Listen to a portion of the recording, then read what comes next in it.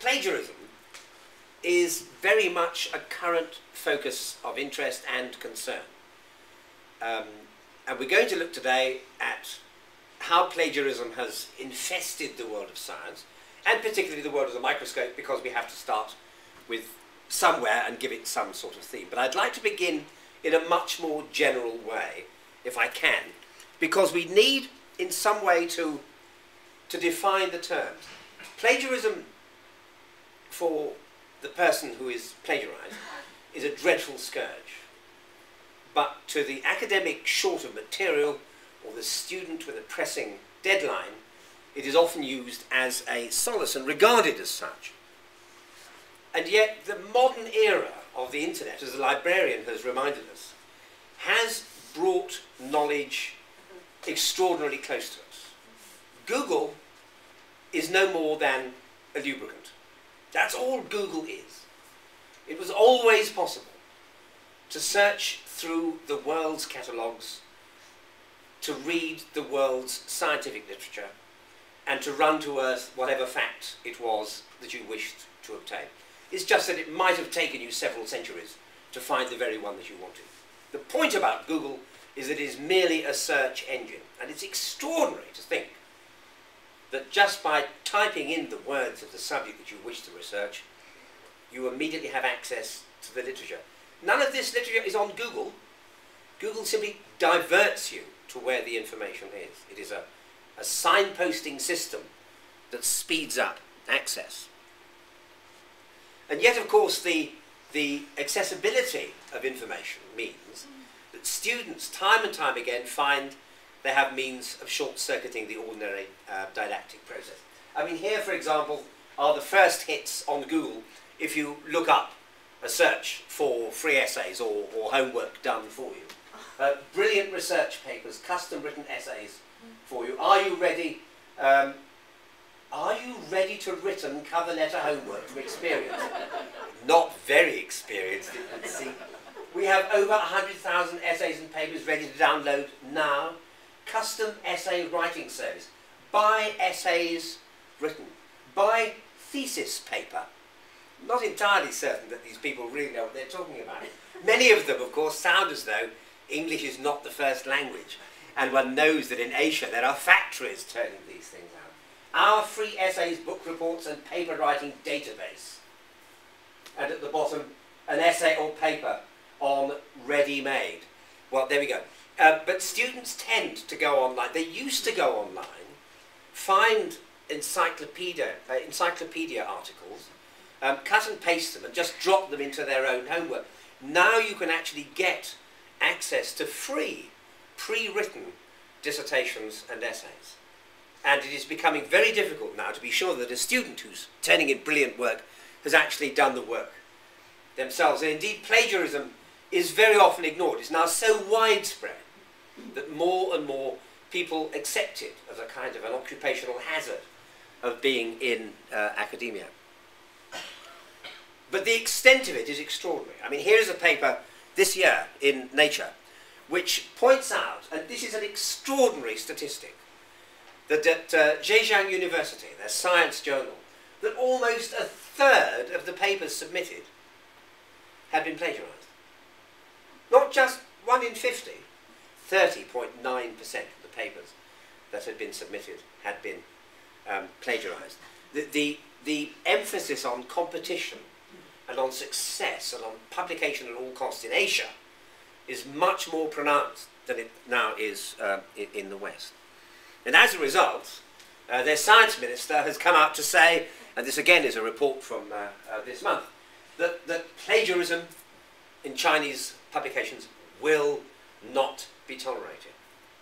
Yet there are so many examples of where people have become quite eminent because of work that turns out later to have been plagiarized. And yet you do need to understand the way in which morals and ethics change. To me, plagiarism is theft. And indeed, the Harvard Business Review in, I think, 2007 published an article saying that you should plagiarize for all your worth. And they just published a blog in which a chap says, was it Picasso or T.S. Eliot who said, good artists borrow, great artists steal? Who cares? I mean, it is now common for people to feel that it's okay to steal ideas. I would say one thing to Michael Schrager about his blog. He said, was it Picasso or T.S. Eliot who said it? Well, this man is writing online.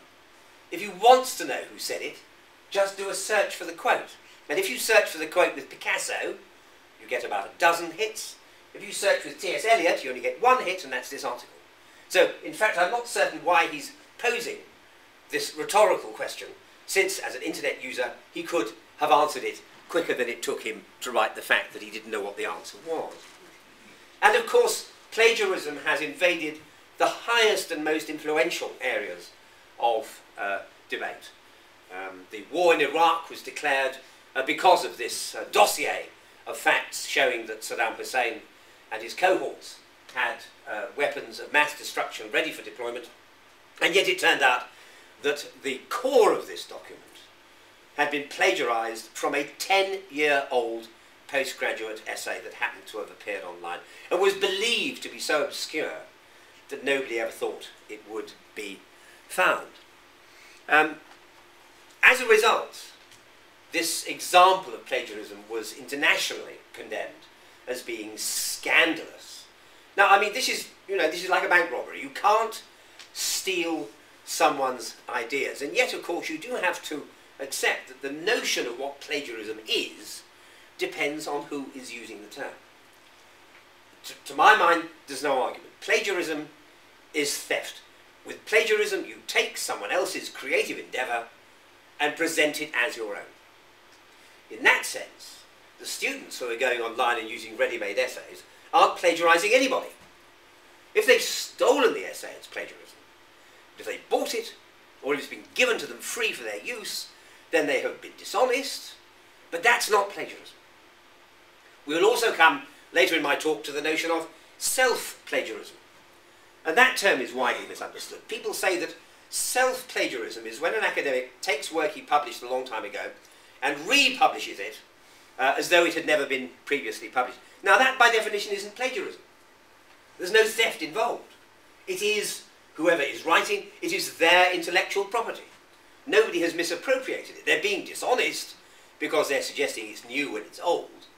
But although that's widely spoken of as self-plagiarism, that is not an example of plagiarism at all. Plagiarism has to involve some sort of dishonesty, and I rather like this little cartoon excerpt from The Simpsons, I will not plagiarise Iraq reports, because it reminds you of this conflict. How can you expect children, students, to become honest and straightforward and have the integrity that one hopes to find in academia when they know that their highest rulers are indulging in these dishonest practices? It's very difficult to condemn a child for doing something that they've watched a legitimate government do. Well, how do you detect plagiarism? There are plenty of software facilities now. This is one called Turnitin, where if you subscribe to this service, it will search through the internet and find a document with similar bits in and give you an indication of how much of this has been plagiarized from other sources. There's a score, in this case, of an overall similarity index of 94% between this and a previously existing disparate publication that was available online. It's not actually as hard as that. You don't really need to subscribe to anything or even wait while it does its calculations. If you doubt whether the work of a student is original or not, the easiest way to do it is simply to take a rather unusual grammatical construction, search for it in double quotes so that you search for the entire phrase, and if it exists somewhere else in the literature, it will pop up. It's quite easy.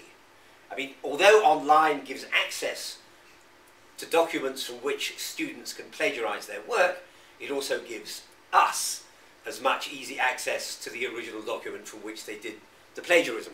So it is very much a two-edged sword. I have never forget the day I first meet the great Lobachevsky. In one word, he told me the secret of success: plagiarize. Plagiarize. Let no one else's work be plagiarized. Remember why the good Lord made your eyes, so don't shade your eyes, but plagiarize, plagiarize, plagiarize. Only be sure always to call it, please, research. The wonderful man, Tom Lehrer. People often say to me, Tom Lehrer was such a great satirist. He's still with us, he hasn't died. But of course his records, I'm sure all of you know them. What you may not realise, I've got some of the originals that were published in I think 1967 and 68, and he had them privately pressed because no one was interested. They thought the satire was too biting and it wouldn't be popular. And it's quite interesting to realise that he, as it were, was a self-publisher when he began to put these wonderful examples online. But Lehrer's comments on plagiarism are, of course, extremely timely. And it's not new. It isn't new. Let us take this Giorgione painting from 1510, and if you would like to look at a painting that comes a few decades later, and you will see that this is an example of artistic plagiarism by no less a person than Titian himself. Now, in the sense that the picture isn't exactly copied, it isn't as though someone has done a line-for-line reproduction and claimed it as their own. But we have here a different problem that you get a lot in the graphic arts, and that is the use of a picture as a reference. And what will happen is that if a publisher is doing a major artwork, a book of some sort, they may ask an artist, or they may ask a photographer, if they please would care to submit some superb images that might want to go into this book. When the image arrives, the publisher will say to their artist, can you please do a picture of this using this as your reference? That's to say, this is what you copy, but make it subtly different.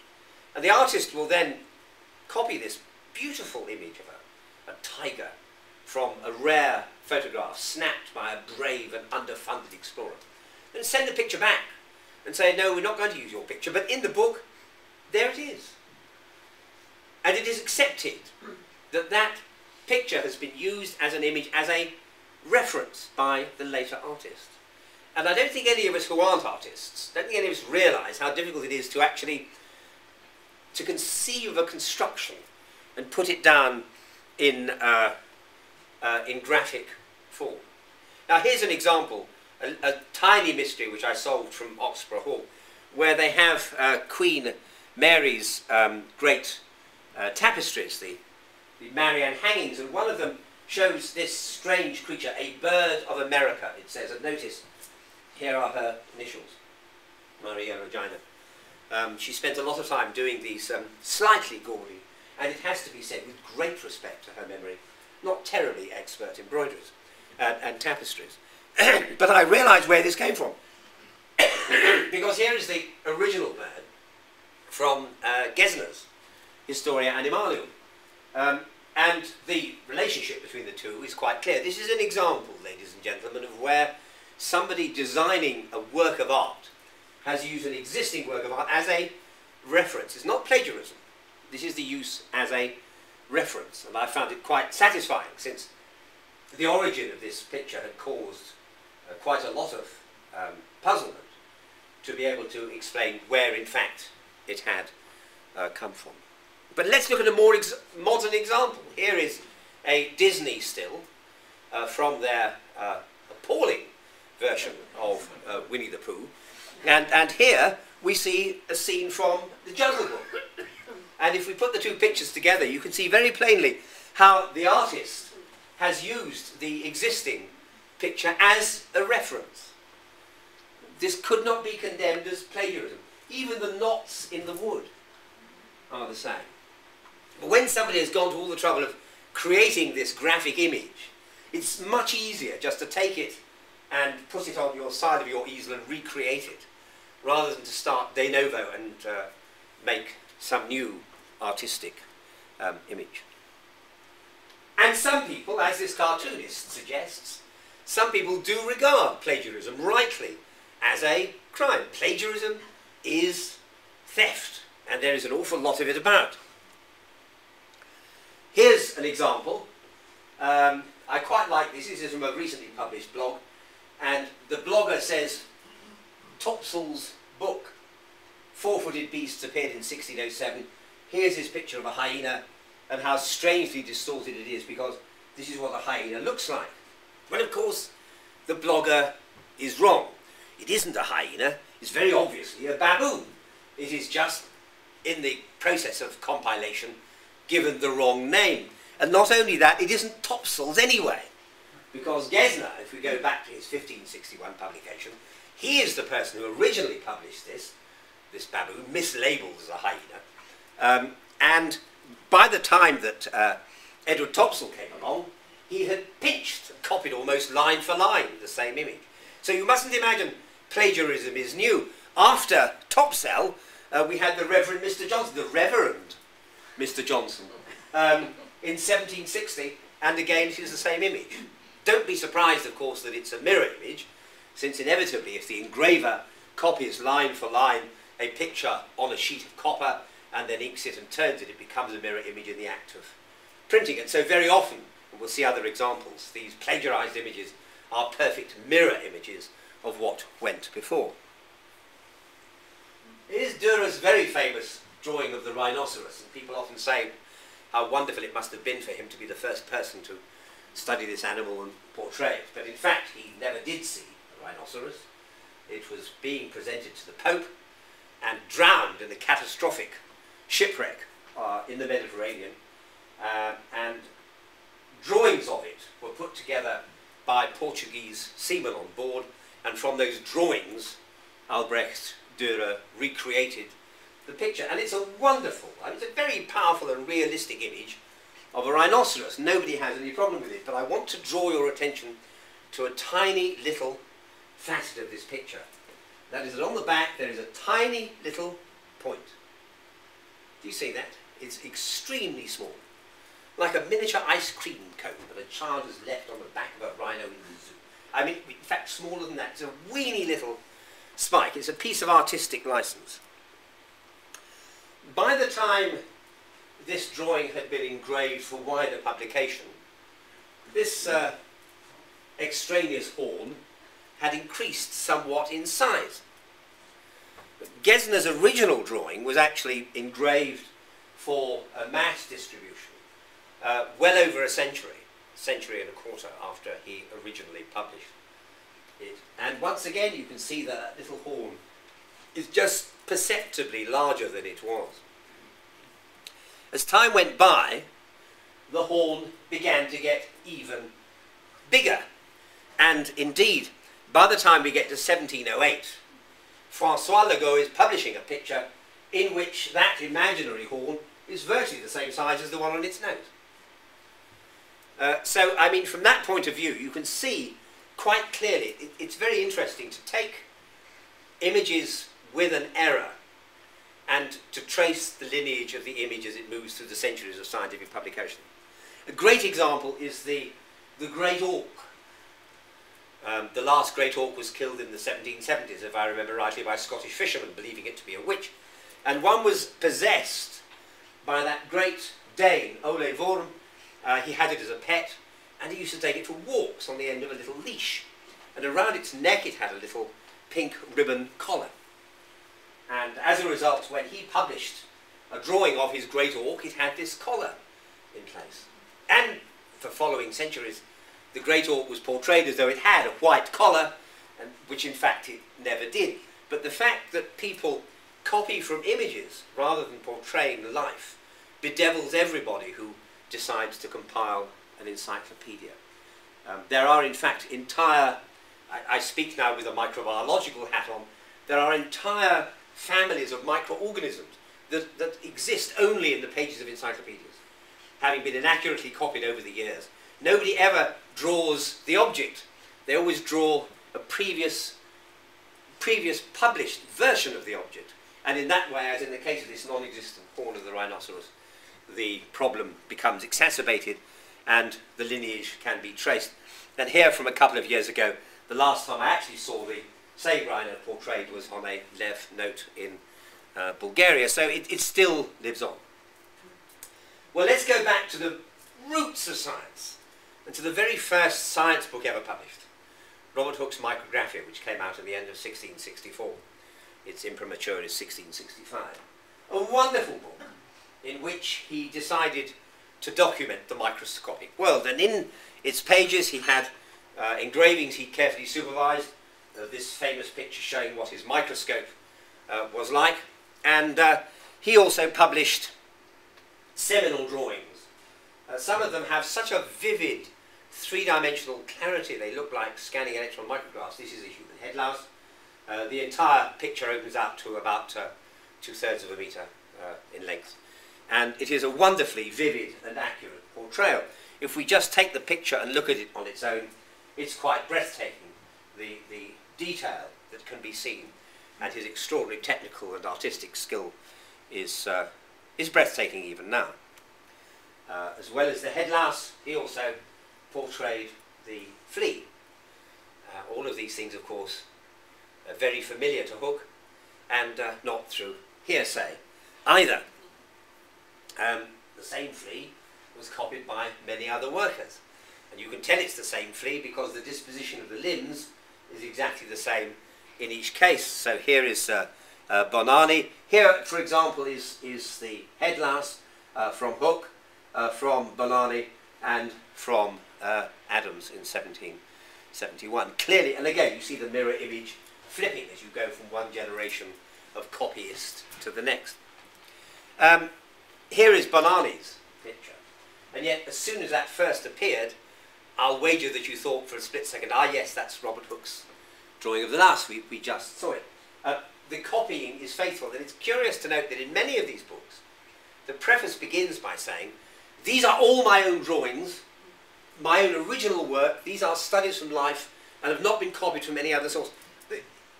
There's a touch of the Lady Macbeth about all of this, ladies and gentlemen. The more that anybody says, this work is definitely my own, the more you can take it for granted that it isn't. After all, if you were to go to a sweet shop and a chewing little boy were to say, I haven't been pinching any sweet, it is not likely that he's speaking the truth.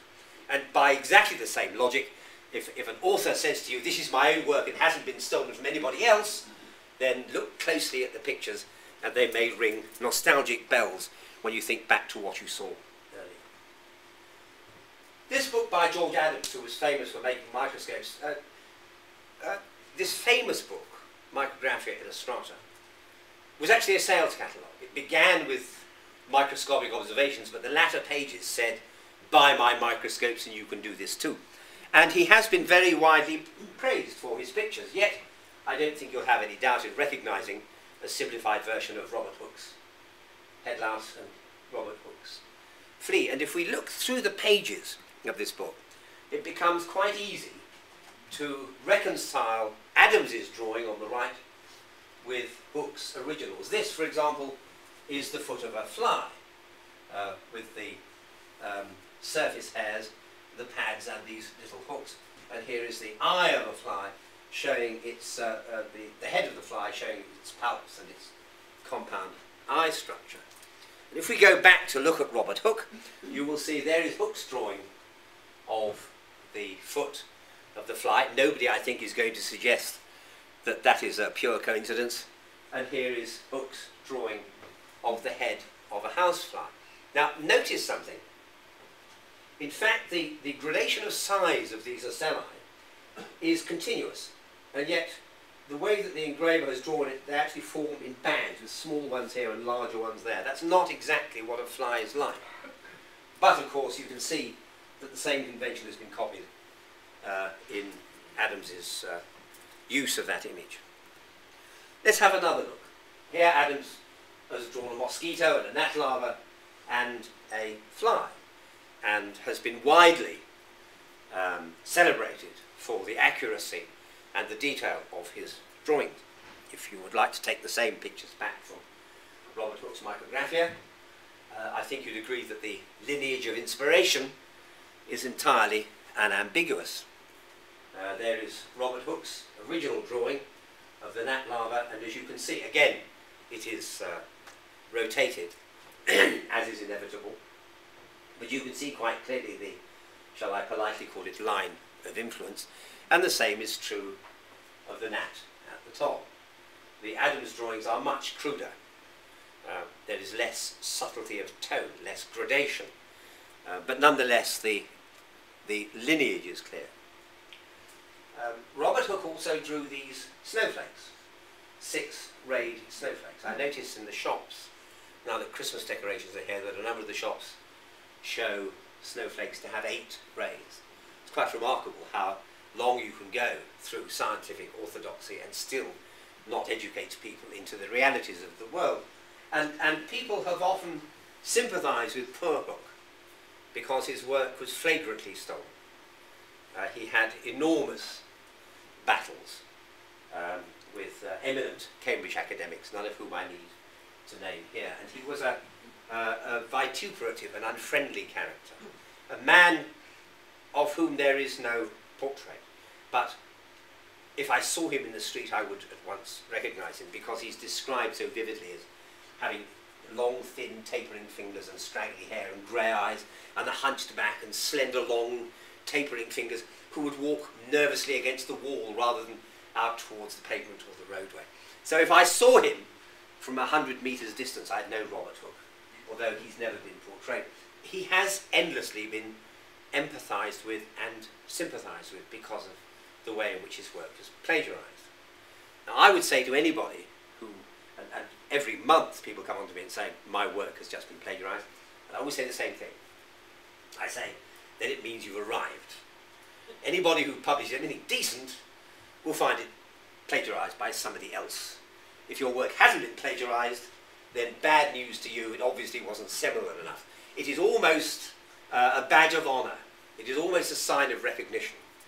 And I hate to tell you this, but Robert Hooke, who was so widely plagiarised after the book came out, was himself a dyed-in-the-wool plagiarist.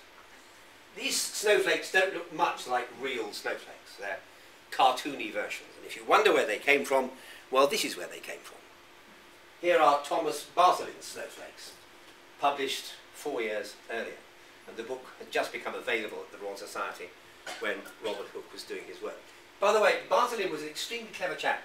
He's speculating on why it is that snowflakes have 6 points. And so he almost draws a molecular model. This is 1661, in which he shows how spheres that pack together will inevitably give rise to 6 points of contact. And he says that may be, it's almost as though he's trying, through his primitive concept of what the molecular structure of water might be, to work out why there are 6 rays to a snowflake. In fact, it's a meaningless, not the right explanation, but for its time it's terribly clever. But if we put his pictures together, there is Hooke's on the left and Bartholin on the right. There is no question whatever about the way in which Robert Hooke, quite shamelessly, used, again as a reference, he used Bartholin's pictures. And yet when you read Robert Hooke's account, and he says, I would have drawn more, but I got so terribly cold out in the winter with my microscope in the open air, shivering, and even my thickest cloak couldn't prevent the... You read these words and you think, oh, you poor bugger, you were so devoted to the microscopy of snow that you just... No, he didn't. He sat there by a roaring log fire, turned the pages of Bartholin's book, and shamelessly pinched all of the images that Bartholin had himself published. So what's it like being plagiarised? Well, in 1981, I had the great good fortune to discover Leeuwenhoek specimens. And those are the references in the first 3 weeks after it was published. It was all over the web, and indeed it still is to my great embarrassment. One of the things I did was to photograph, through Leeuwenhoek's own microscope, circa 1690, the picture of Leeuwenhoek's own specimen. This is a section of the pith from an elder. I mean, what a beautiful shot that is. It was such a revelation. I was the first person for 308 years to look at one of Leeuwenhoek's specimens through one of Leeuwenhoek's microscopes. I mean, can you imagine the excitement of doing that? And very shortly afterwards, I heard that the Boerhaave Museum were going to do a travelling exhibition on Leeuwenhoek. And indeed, they were going to include the work on the specimens.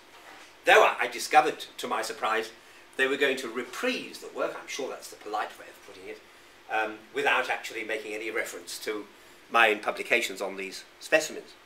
And in fact, their bibliography didn't include any of the Ford publications at all when it came out. They referred instead to Bracegirdle's book, and if you read Bracegirdle's book, it actually says there are no microscopical specimens from the 1600s. So the reference that was given was in fact to a publication that denied that the specimens could even exist. And when the page came out, there was one of the specimen packets that I had the great good fortune to find, a cotton seed cut into 24 round slices. And here is their picture, which I think Bracegirdle took, of elder, taken exactly as I had done it through Leeuwenhoek's microscope. And if you look at their picture, you can see that the amount of detail is really not very good. It's technically not a very satisfying picture. And if you put the two together, you can see these are the same specimen photographed through exactly the same lens. And you can see how it is possible to get a fabulously detailed picture, whereas the one they published in this museum catalogue was actually a lot less distinct. Now, I long since gave up being irritated when people plagiarise your work. It happens all the time. More often than not, if somebody has reproduced something and you mention it to them, when a new edition comes out, they apologise and give you full reference to your original citation. I mean, it's often done through carelessness rather than through mendacity. But when people do it, I get really irritated when they do the stuff again and don't get such good results, because there is a propaganda in the field of science that early microscopes were rubbish. You couldn't see much through them, that they gave you very poor and inferior images. And these views keep on perpetrating the same kind of calumny, which I think is so so unfortunate. And I do like very much the notion, as this cartoonist said, that somebody doing a report on plagiarism might be censored for having plagiarised it all. So what about broadcasting? This is a proposal I put to the BBC in 2007. I thought that it would be a good idea to do a programme, a short series of documentaries about the living cell. And so I sent this proposal to the Director General of the BBC, who is an old friend and whom I met when he was at Channel 4, and we kept in contact ever since. Now, the broadcast media survive on plagiarism. If you go into a television newsroom when they're putting the news bulletin together, and the desks are covered with the daily papers, and people are cutting out stories and saying, ring this chap up and do an interview with him, this is a really good story.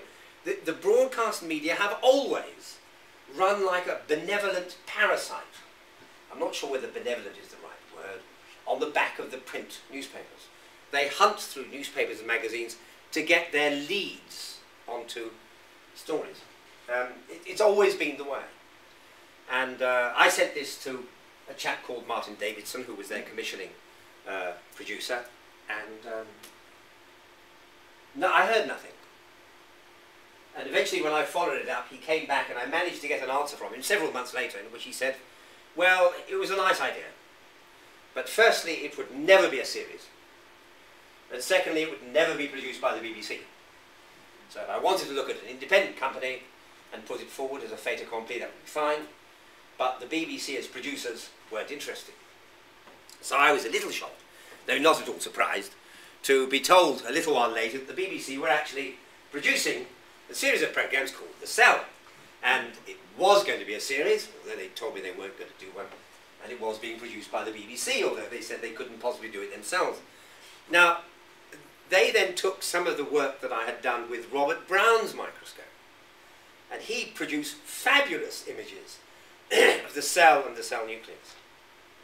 And indeed, they sent a message to the Linnean Society of London in Piccadilly, of which I had the honour to be their honorary surveyor of scientific instruments. I was abroad at the time, and they said, no, we want to redo the experiments ourselves. We won't make any mention of the originals. So they did. And when the programme went out, this is the sequence in which they showed how Robert Brown had examined cells. And this, I think the politest word would be pathetic attempt, was what they broadcast. And again, it creates the impression, you see, that these early microscopes couldn't really see much, and that the discoveries they made were largely imagination. these blobs are the stomata, the breathing pores. Well, I'd originally done this experiment in the 1980s, and the picture that, if we take a still photograph that the BBC transmitted, that is all that you could see through that microscope. Now, using the same specimen and the same lens, we had decades ago published this view, which is wonderfully, lyrically, crisply clear. I mean, it's so exciting to take the microscopes that these early pioneers used and look through them and to tease from these primitive, simple little pieces of brass and glass an image that shows you what they saw. And you realise that the modern inability to repeat it, this is our experimental version, that's the BBC's repeat, it is so gratifying to be able to say to modern scientists, look, I've repeated the experiments as he did them. And it isn't true that these pictures were of poor quality. It isn't true that the microscopes only gave you little fuzzy glimpses of cells. In actual fact, the picture is almost as good as you'd get through a modern microscope. And I will mention to you that these are the best pictures of the stomata of a leaf that I've ever taken with a microscope made about 1820. And if ever I'm talking about plant physiology and stomata come up, I use this slide. And nobody has ever said afterwards, that slide was a bit grotty, old boy. That must have been taken with an early primitive microscope. Because in fact, a lot of the slides that current microscopists are showing at the same conference aren't as good as the picture that I was able to tease from this 1820 microscope. So all the time that one is striving to show people what it is that the original scientists achieved, you have other people picking up the idea and running with it, trying to repeat it, but simply perpetrating the old myths. And this is the great danger of the broadcast media, when they take published work and then rehash it. It happens all the time. You will often hear on Radio 4 a programme about, I don't know, will malaria invade Britain with global warming? Let's take that as a topic.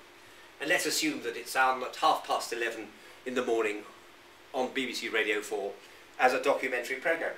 And as it's trailed, you'll hear our reporter, John Jones, is putting this fascinating idea forward, and you think, gosh, that's terrific. Well, next time you hear one of those, listen carefully.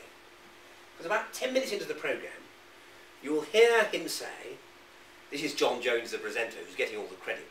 You'll hear him say, the whole subject of the reinvasion of malaria has been discussed by Professor Frank Windsor in his recent book, Will Malaria Return to Britain? Bingo, suddenly you think, that's where they got it from. It isn't John Jones's programme at all. They've taken Professor Windsor's book, made it into a programme, incorporated it by interviewing him, but giving no credit to him as the originator of the idea. My first book was on German secret weapons in World War II.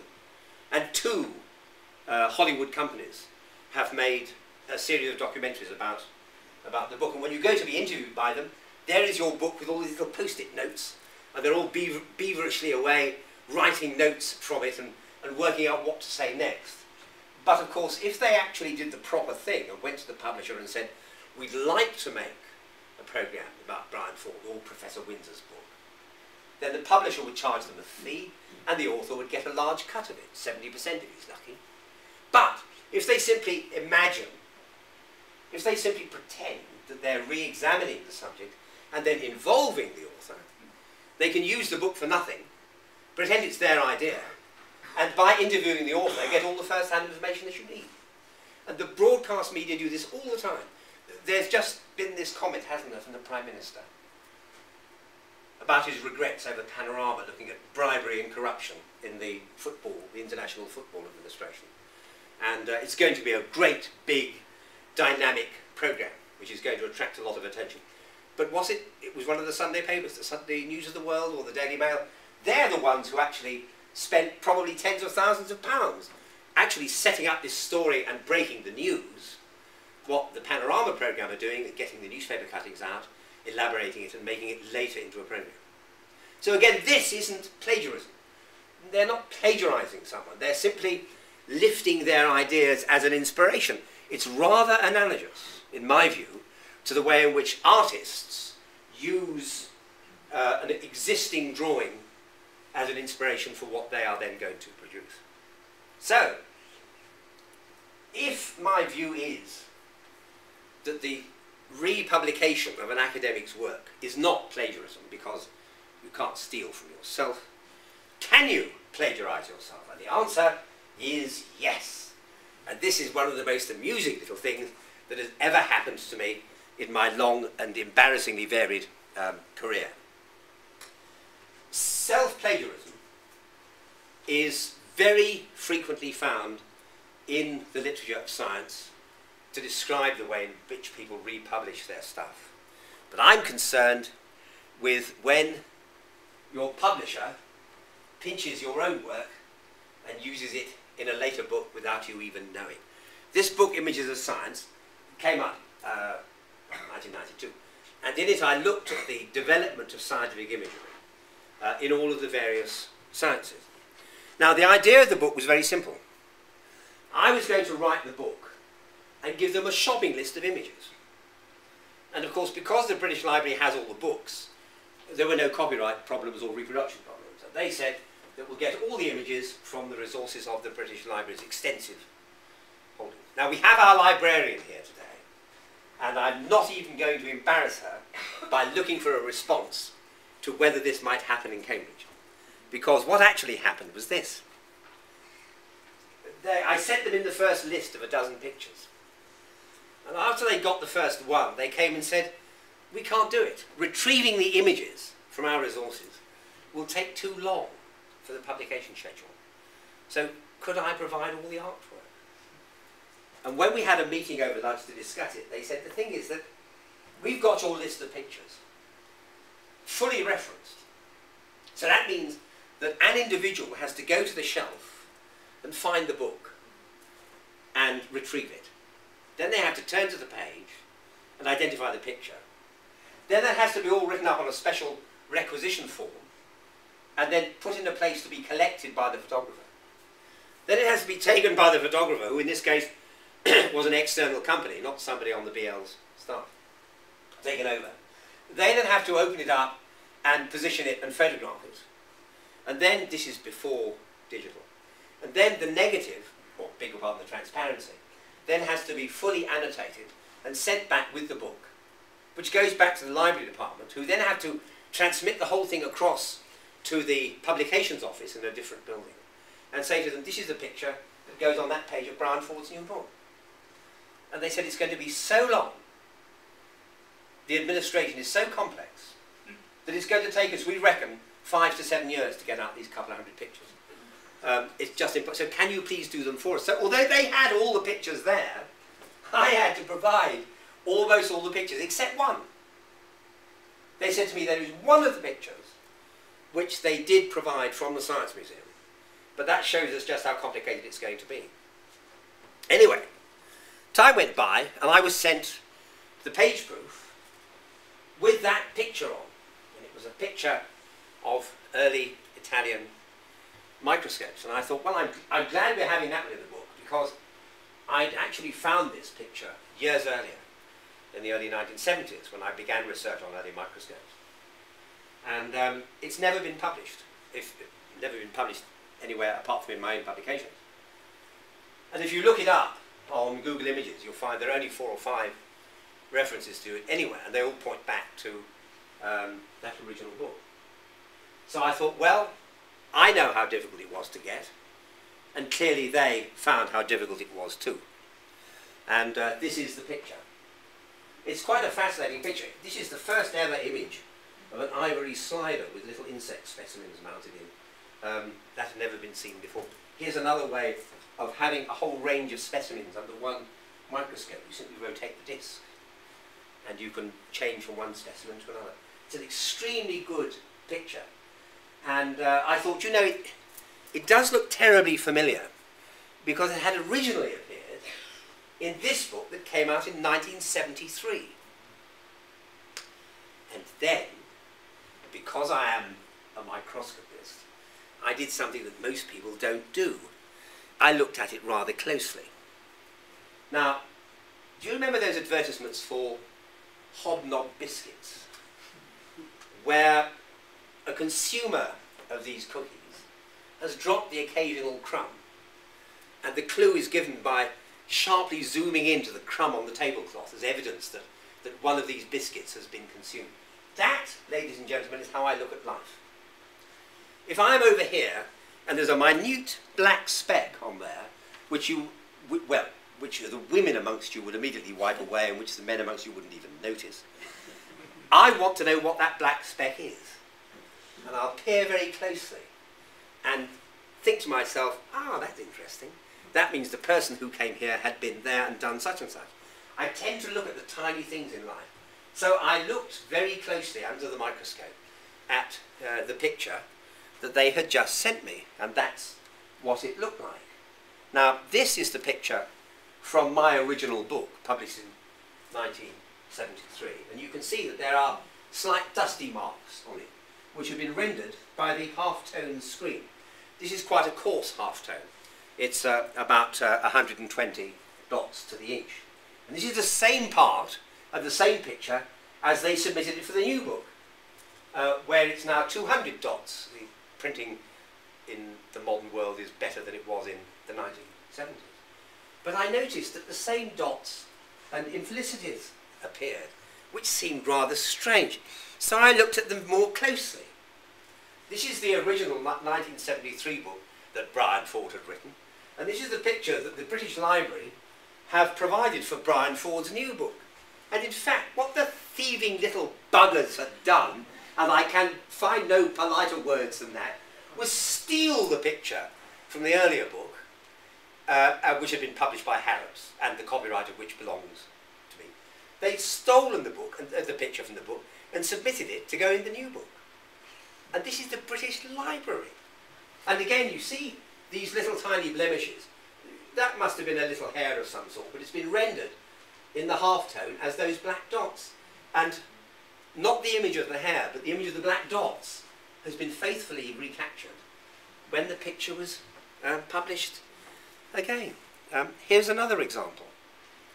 This is a microscope made of brass. So let's look at the front end of that microscope under today's microscope. And there is the picture. It's a letter B. There is the picture, rather crudely broken up by the 1973 half-tone. And here is the same part, under a more finely screened half-tone, for the new book. And you can see it's not a B that they've got here, but a half-tone screened version of that image. And you see that little one there appears here too.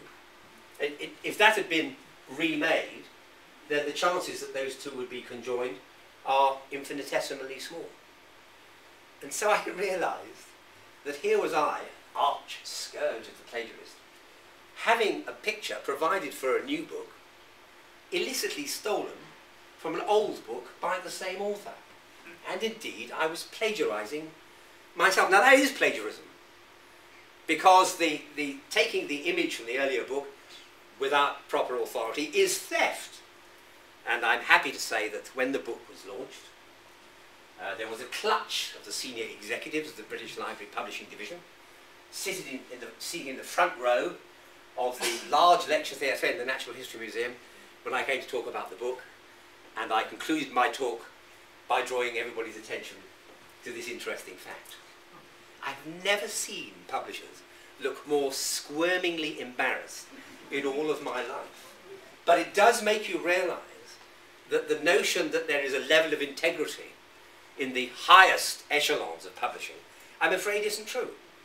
That explains why it is that publishers are fat, rubicund, healthy, and gleaming and glistening, whereas authors are grey, slight, slender, malnourished and wheezing individuals by comparison.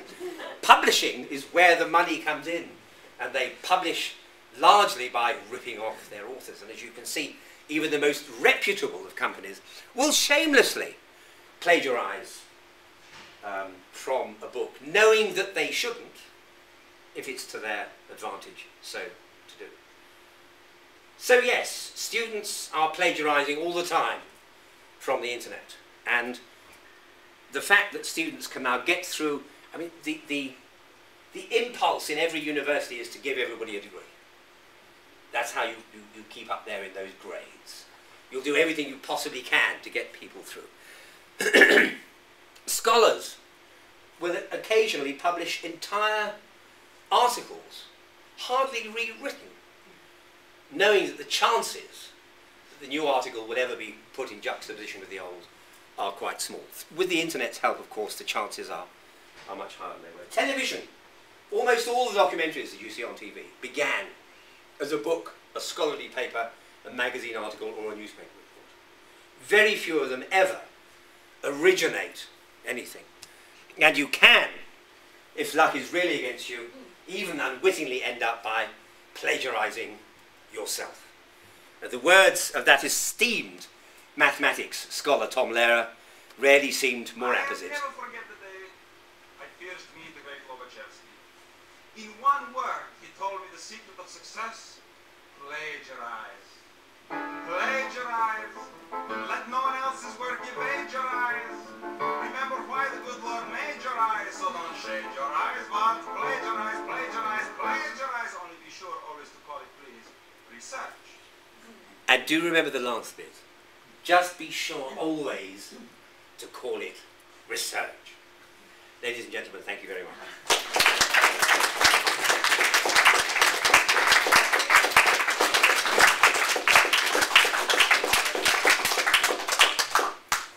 Thanks very much, Brian. You've kindly agreed that you will take questions. Yes, any questions or points, I'd be very happy to. Please ask away. This is not on plagiarism, but did I correctly hear you say that there were no depictions, no portraits of Robert Hooke? Is that correct? Yes, it is You the mean case. contemporary portraits? Because there may be imagined ones. There's one purporting to be Hooke hanging in the hall of Barnard's Inn in High Holborn. Yes, there is. There was a book recently published on Hooke in which somebody put together, it was a student's book, a young reader's book, in which somebody had painstakingly created a bust out of clay and photographed it. And I sometimes use that to illustrate Robert Hooke, because it does look like he was.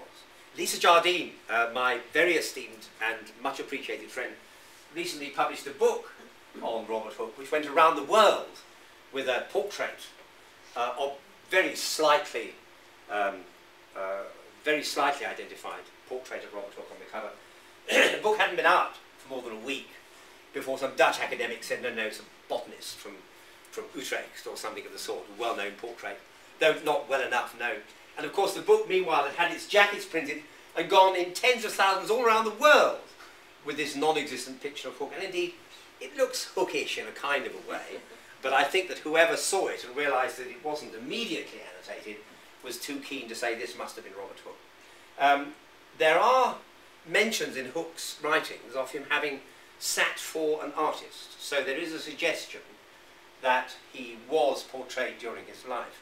But he was a great, initially, colleague and later sworn enemy of Isaac Newton, and it is believed that Newton had any image or relic of Hooke destroyed so that Newton could have himself promoted at the expense of Hooke. I mean, we now almost worship Newton as we worship Darwin. Both, in my view, are grossly misplaced. I mean, Darwin clearly believed in Lamarckian evolution in much of his writings, and indeed Newton believed in angels, fairies, and the transmutation of the elements and all sorts of other weird things. So, I mean, I would like us to see the value of these people's scholarly work put into some context, but glorifying them seems to me a terrible mistake. And Newton set out to destroy Hooke's reputation and to boost his own. Well, he didn't succeed in destroying Hooke's reputation, but his mastery of spin has indeed created Newton himself, a role which he partly deserves, but not as much as he gets. What is the relationship between copyright and plagiarism? That's an extremely good point. One of my friends years ago had published a very long paper, and it was entitled Can Common Cosmetics Cause Cancer? Wonderful assonance, a great alliterative title. And it was about 4,500 words long. She and I, the author and I, were students together, you were very well. She rang me one day and she said, I'm going to join you as an author. I'm doing a chapter for a book.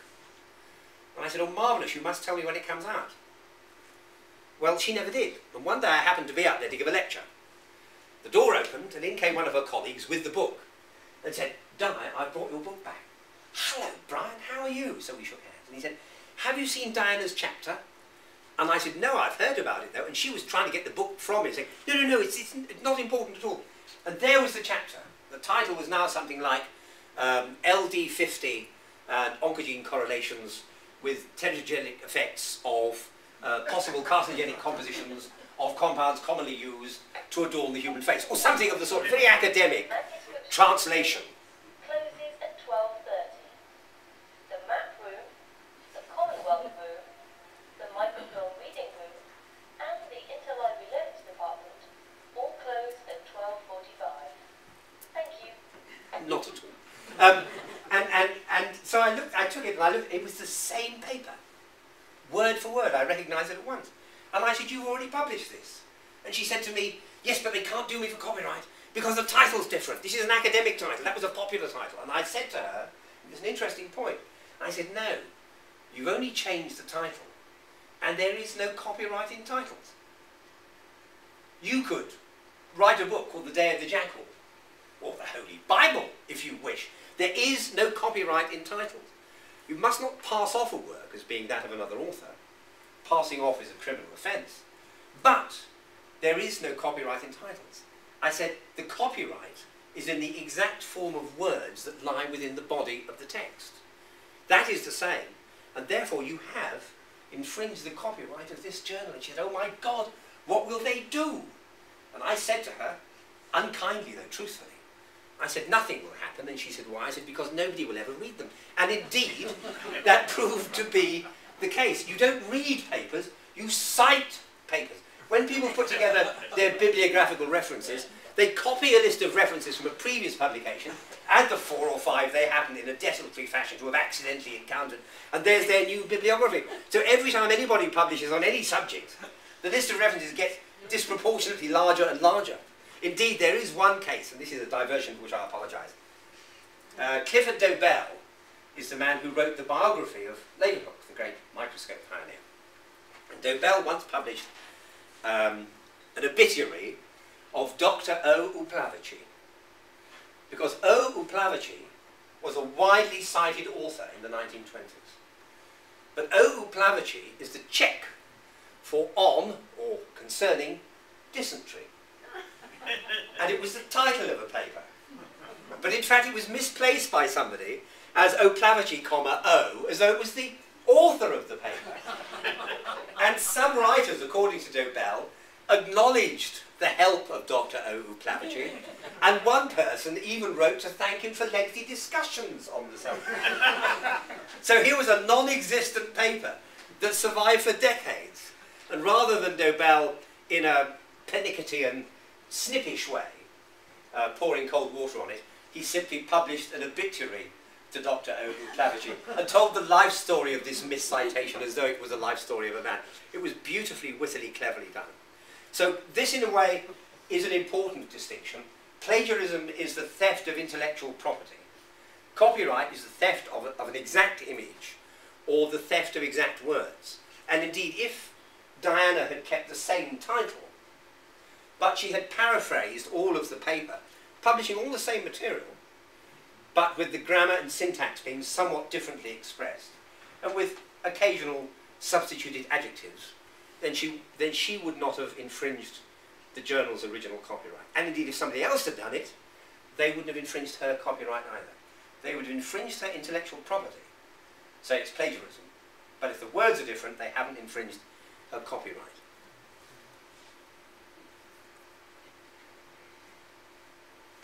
Are we done, John? I think we are. Well, thank you very much. No, thank you.